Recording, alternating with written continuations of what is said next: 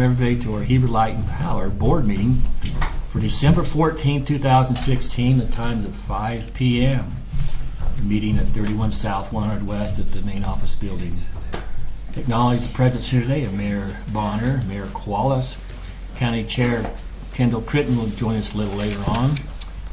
Representative Jeff Smith from Heber's with us, and Representative Jeff Bradshaw also from Heber City.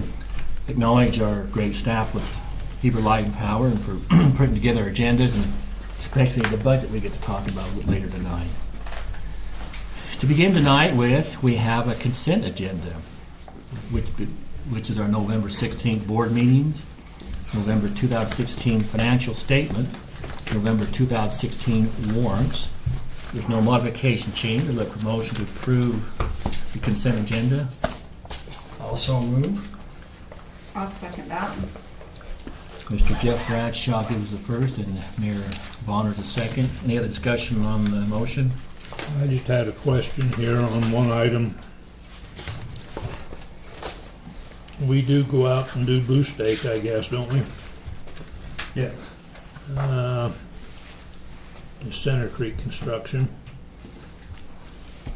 Is this just one error or whatever in probably years and years of blue staking?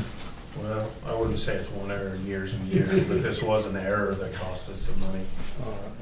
There was a directional bore crew that was working out in Dutch Fields, and our blue stake was off just a little bit, but it's just one of those deals. It wasn't awful. It was outside of the zone, but they were going to hit it anyway. It was right under a driveway, and the problem is when you get in a situation like that is you end up replacing a lot of driveway, and I'm working with the homeowner. We replaced the driveway, and I'm hoping we don't have to do more in the spring. But Something probably unavoidable, I mean, based on the error. just happens. Yep. Not a biggie. They came in, Center Creek Construction came in and tore the driveway out, got everything put back and re-poured the driveway for us. Just happened to be right under the driveway. Yeah, so Any other comments on the consent agenda? All those in favor to approve the consent agenda say aye. aye, Any opposed? midway. None. Motion passes. Before the board, we have our board meetings. Our board meetings with Heber Light and Power will be on the fourth Wednesday of the month, starting at 4 p.m. They'll be located in the business office here at 31 South, 100 West, except for November and December, which those dates will change. Someone coming up? Yeah. The door's unlocked. Yeah. Hi. That's 6. Yeah. Oh, All right, Okay. thanks. 13th was a little strange in December. Is that just for budget purposes or what was it? Just like we did this year. Oh, yeah, that's right. We're on, Yeah, They we're, are. we're here. Moved it up for the holidays. so it'll do the same thing. We'll run into a city council meeting for me, so. Look for motion to approve the 2017 board directors meeting schedule. I make that motion. I'll second. Motion by Mayor Koalas and Mr. Jeffrey Smith, second. Any other discussion on the motion? All those in favor say aye. Aye. Any opposed? So the 2017 meeting schedule has been approved by the board. Mr. Jason Norland, or Mr. GM, is going to talk about our thermal energy projects we're looking to invest into. So the Soda Lake project, if you remember back to September, I think, of last year, or of this year, Scott Reese came and kind of presented the Soda Lake geothermal project in central Nevada. And UAMPS's, the resource project in UAMPS has asked for interest in subscriptions to that. And pricing has come in at just under $70 a megawatt.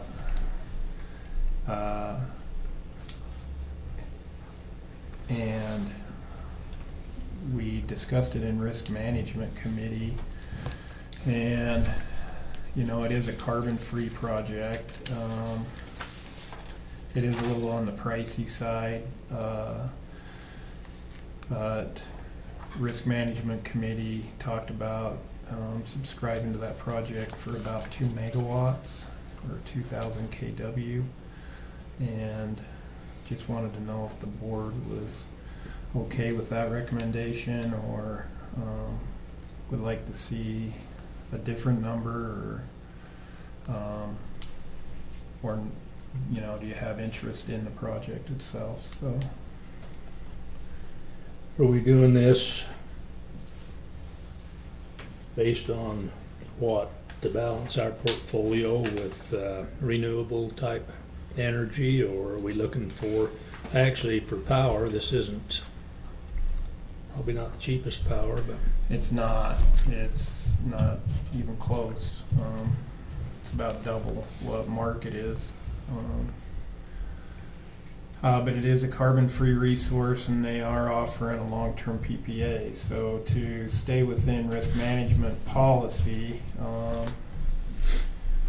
you know, we do have to look at long-term type deals, and I think we are currently hedged up to risk management, to the risk management policy through 2017, and then depending on growth, we'll have to make another market purchase of some sort.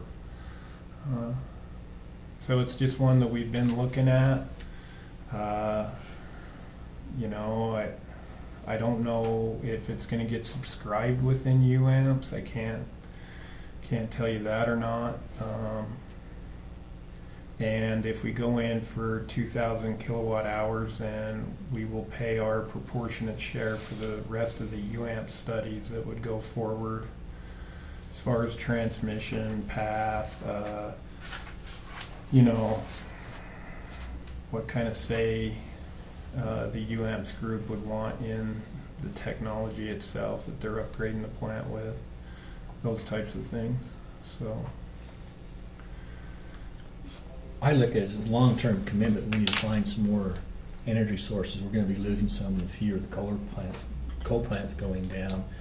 It's carbon-free, which I think the public, I even know, even you look at Anaheim and a few other places, they'll pay more money for the carbon-free power they have, and it'll give us an opportunity to at least hook in those type of systems. I think overall, it's a good investment for the company to get into. yeah, you know, it is a renewable resource that's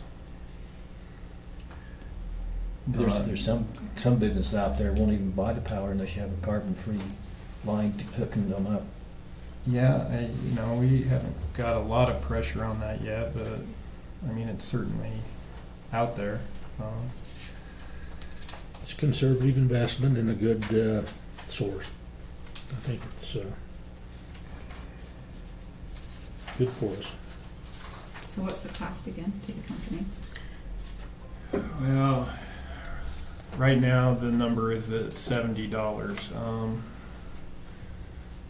They can go lower than that, but if they go lower than that, then they want an escalator later on in the contract. And I think they're at like $70 flat through the life of the contract. If we go the other way? Yeah, So how long's the contract? 20 years, 20-year PPA, power purchase agreement. What is our, under the risk management policy, we're supposed to limit ourselves to less than 20% in the market. Mhm. So this would not be considered a market resource in that sense, and we need those to be lined up. To balance out the rest of the portfolio. Right. Yeah, 20% in the spot market. So, Is there any alternatives that would fall into the risk management policy that doesn't cost as much? yes, longer term market hedges. So we have a shell hedge right now, or starting in 2017, that is kind of a blended cost of about $50. you know, we've got it coming in at various hours, and some hours are higher than other hours. But I think the blend on that is just under $50. We just did another year-long hedge in 2017, and I think that was $33. 33. That's good. Yeah. So market is definitely cheaper. I mean, there's just no way for these renewable type resources to compete with market right now. But just to give you kind of a gauging, Horseview Wind, which we kind of have an ownership stake in that project, is about $82 a megawatt hour. Pleasant Valley Wind is probably at around $50 a megawatt hour that we're in with. So, and we don't know when we're getting that wind. We just have to take it when it comes. With geothermal, it's at least kind of a block. It's going to come to us. It's a little more productive in the winter than it is in the summer. Does have its variations then, It does have some variations but to not it, like yeah. wind. Not like wind. Nothing like wind. Even the solar, they're up at what, 90, 10 or 10 cents or 11? I know some You of know, them. small scale solar PPAs, I think, are hovering around that $60 per megawatt mark, maybe $65 per megawatt. That's small scale, like less than 100 kW or 100 megawatt. The larger, over 100 megawatt that you see being built, their pricing has really come down, and they're all kind of touting less than $50 a megawatt. But once again, you don't get that at night. I say, is it consistent? It's not consistent. It's going to have some variation in that because you won't have it at And night. it misses our peak. You know, like This would meet our tonight, peak. If we needed it, we'd be able to right? have Like it. tonight, we'll be peaking at 7 o'clock at night. So if we had solar, it's not there on our peak. It wouldn't be there if there hadn't been any sun all day. Would we, and I might have missed this Yeah, up today front. we wouldn't have got much solar. Yeah, I might have missed this up front. Would we only invest in this if it's part of UAMP's resource program, or would we just venture out and go with it under these same terms? That is, I mean, that has been talked about among staff, but what we are talking about here is a subscription to a UAMP's resource meeting. If there are enough subscribers to this and the resource project deems to move forward, a project would be created, and, you know, we would be in for our percentage share. If it gets oversubscribed, like, you know, if a bunch of UAMPS people go into this and they oversubscribe it, then our energy out of it would be based on our resource percentage share in the resource project. So then they'd allocate the kilowatts as per your entitlement share in the resource project. It exists right now. Anything we got in resource, that gives us a percentage share compared to everybody. Mhm. And the resource project is based on your meter count, your load.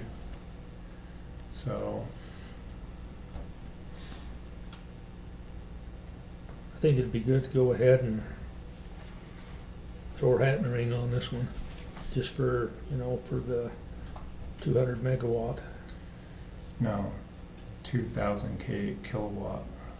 2,000 Two- kilowatt, 2 two megawatt. megawatt. Yeah, I'd like to get it for this for, thank you.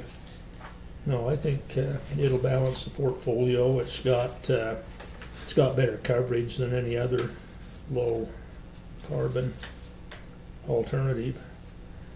I don't know what the circumstances are that bring the thermal down during the winter? Is it just the winter itself, or is it just No, we geological? we get more output in the winter, and it has to do with their cooling systems.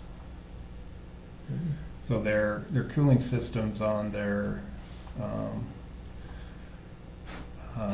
equipment is air cooled, So it's cheaper to cool in the winter. so they get a little better cooling Okay.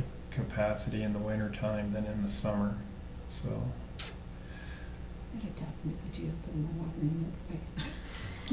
Any other questions the board has on this project? If not, look for a motion, what the board would like to do with the Soda Lake thermal energy subscription. I make the motion that we go ahead and engage in this. We can be counted as one of the parties involved with the resource, through UAMP, the resource projects. Motion by Mayor Qualls to approve the Soda Lake thermal energy project subscription. I'll second. Second by Mr. Jeffrey Smith. Any other discussion on the motion that's been stated? All those in favor say aye. Aye. Any opposed? Motion carries. That's been approved. Item 4 we have is the Rocky Mountain Power Plant's transmission line contract. Jason? I would request the board table the actual contract approval until January. I'll make that motion. That was too Do easy. you want to discuss it? I want to whip on them a little bit. What's going on? These guys, Well, let's make, they got a Take- motion by I'll second that. A Okay, second now by discuss. Mr. Bradshaw. If you want to discuss any other items on that motion, go ahead, Bob. well, gee, these guys take an early holiday, or is it, it's not us for sure. What's No, cooking? absolutely not. We're meeting with these guys once a week. And I can tell you that the talks have really heated up since we started putting some deadlines on it. The last deadline was this board meeting, and they did send us their draft of the agreement. They did it in the 11th hour, and Heber Light and Power's staff has not had time to fully go through their latest revision, and so we don't feel comfortable bringing it and recommending it to the board in any way, shape, or form. That's a good enough reason for delaying, but at least they got it to us. They did, We just haven't had time to read it, digest it, and respond to it. yes. That's- And that's why I request the tabling of the approval of it, and then I will go into kind of where we're at in the negotiation. I can agree to that. That mean I second your motion? No, Jeff already I did. already seconded it. All right, that's good. Any other questions or discussion of the board?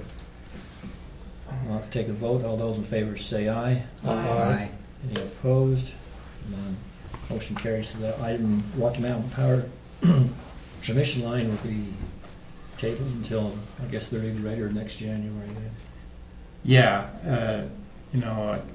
I really think that we'll have it done by the January board meeting. I'll just go quickly through kind of where we're at. Pretty much all the business points of the agreement have been worked out verbally.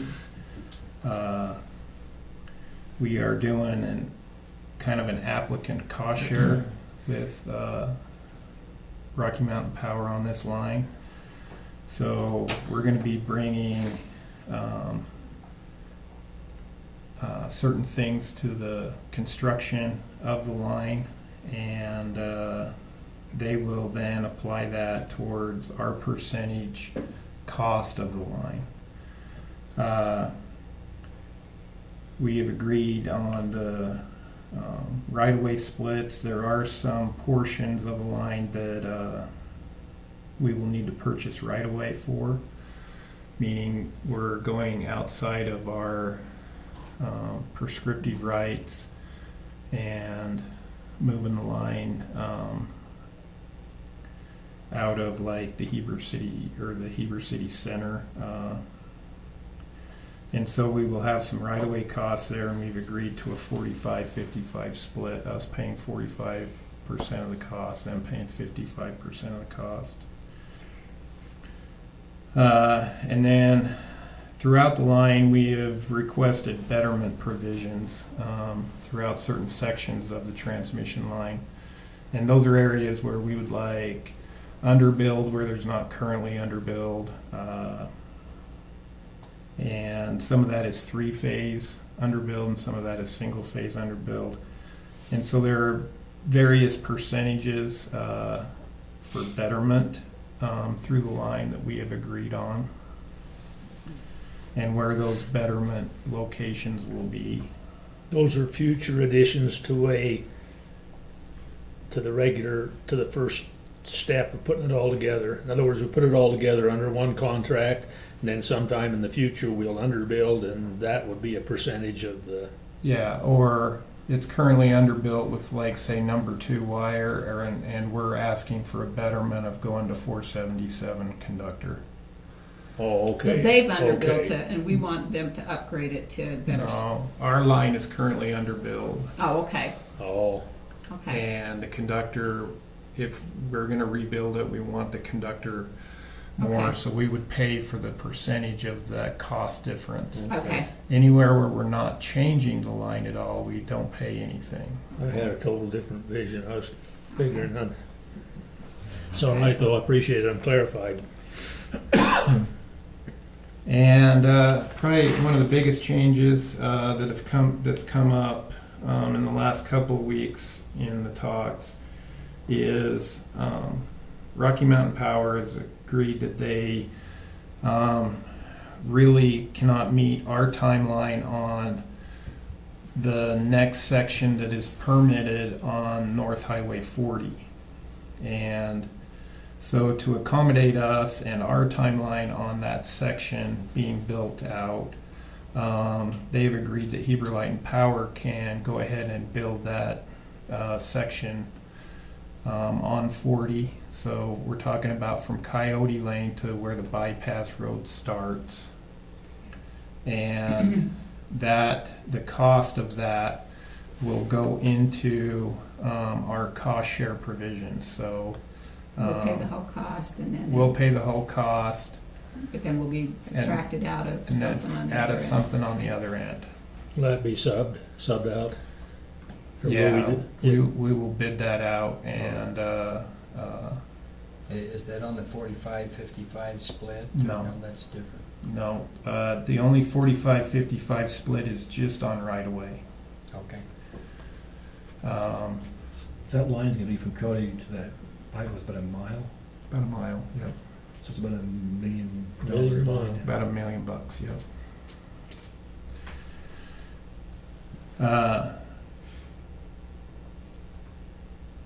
Get to put underground, it might cost you 10, man. Yeah, it's 10 million to go underground. So.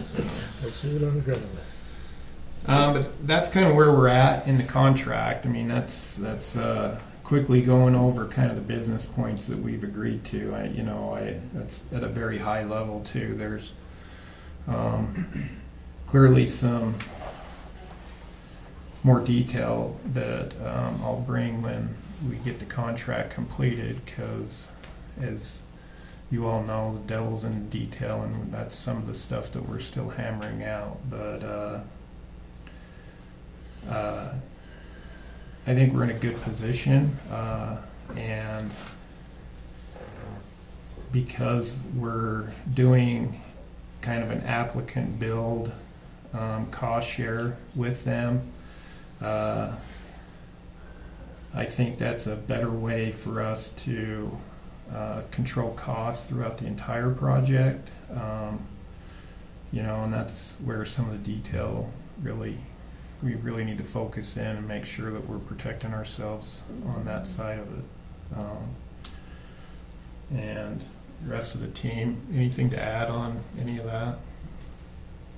No. We haven't suffered enough yet to have this done, but we're getting there. Well, that's a big deal. I mean, it's not like you can just, It's a big project. huge project. What is keeping them from meeting our deadlines? Bureaucracy in a great big organization, I think, is probably the best way to answer it. Just lots of red tape on their end. Must be Oh. many different levels. You How know, important is it to I them, don't mean to though? take I mean, it over if sticky, you- they'll pull you. My understanding was this is pretty important that, it is important to them. They're very motivated. yeah, You know, I can say that they're probably as motivated as they've ever been during our talks, and that's my take. We'll get it done. It's just, we're just not done yet. We're just, yeah, it's, There's a lot, it's an interesting contract to draft because when you sit in a meeting and talk about the deal points, it seems all very simple and clear. You sit down in your office, you start writing stuff, and then it looks very different to the people that have just talked about it. So we just need to keep plugging. I think I think we do have their attention, and that they know that this can't go on endlessly. And so I think we've gotten some, big part of the problem is that their legal was not engaged very much until just recently.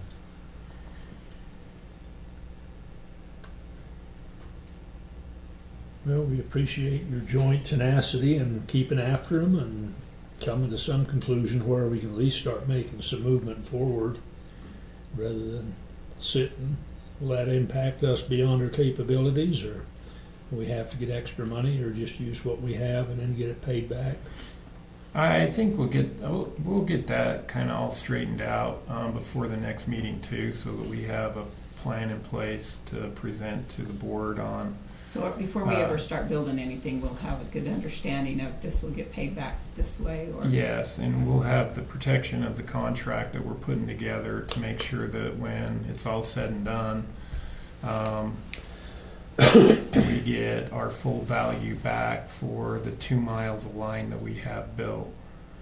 Because we also got to keep in mind that, you know, if we get this done, then the other mile of line that we've got built, we sell that to them for about $395,000, right? And that's not an exact figure, but Mhm.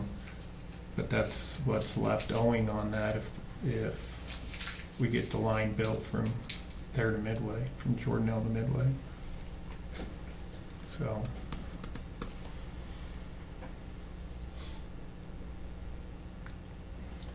Any Okay. other questions on that? I know it's No, it seems like you have to wait. taking a long time, but we'll get there. I get accused all the time of wanting things to happen too fast. You'd think I was a modern day juvenile.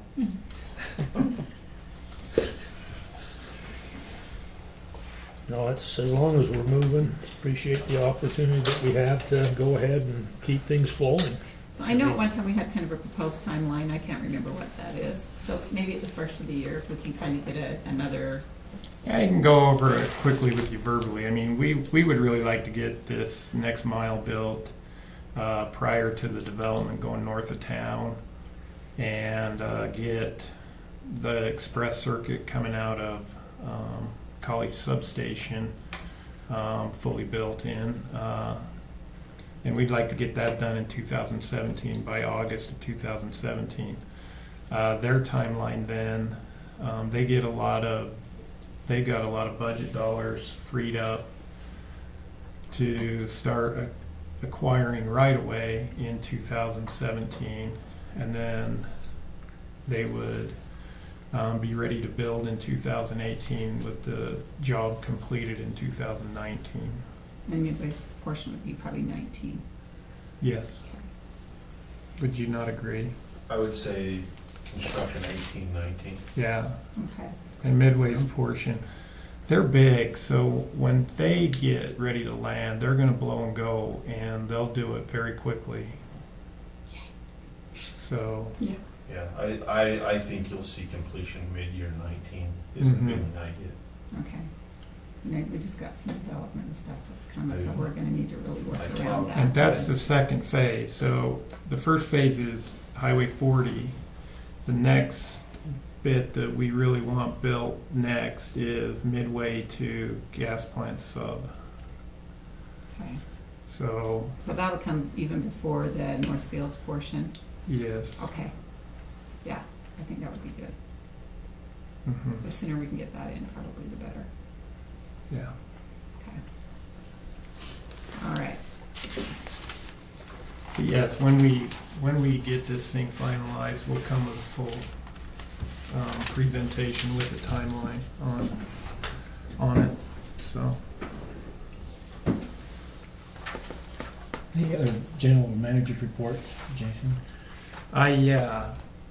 Joe is gonna go over the IPA real quick and just give you an update on where we're at with IPA, a refresher on what we've done, and Do the What we have cows in still front getting of us. electrocuted? Yeah. Are they? we can't talk about that unless I we know. go into an executive session, Bob. All right, I'm just curious. You are a teenager. I am. Okay, this discussion came about because Mayor McDonald was at the IPA annual meeting and was sitting next to me, and they were going through the different contracts and stuff, and he turns to me and he goes, "Did we approve that?" And I was like, I'm not sure, what are you talking about? And so anyway, it seemed like that maybe we all could use a refresher with respect to what's involved with the IPA contracts and the project itself. Part of the confusion, as you'll see in a minute, is we actually did 2 approvals of one thing, and so I think that caused me to be lost, and maybe the mayor as well. The Intermountain Power Project, as it currently exists, is an 1,800 megawatt coal-fired power plant. Began commercial operation in 1987. So you'll see Intermountain Power Plant, which is IPP, but we often talk about IPA, which is the Intermountain Power Agency. It's an interlocal entity. It was created by the municipalities in Utah that own the power plant, basically, and it owns the power plant, and it finances it by issuing bonds, and they have billions of dollars worth of bonds that we're talking about. They've done a very good job on that. The purchasers in the power plant have what are called entitlement shares, which are a percentage of the production out of the power plant. The California municipalities own 75%, or take 75% of the power. The largest single one is LA, which takes 50% of the power by itself. Because of its large interest, LA basically runs the show there through an operating entity, but LA is really the mover and shaker. Jason likes to refer to it as the anchor tenant.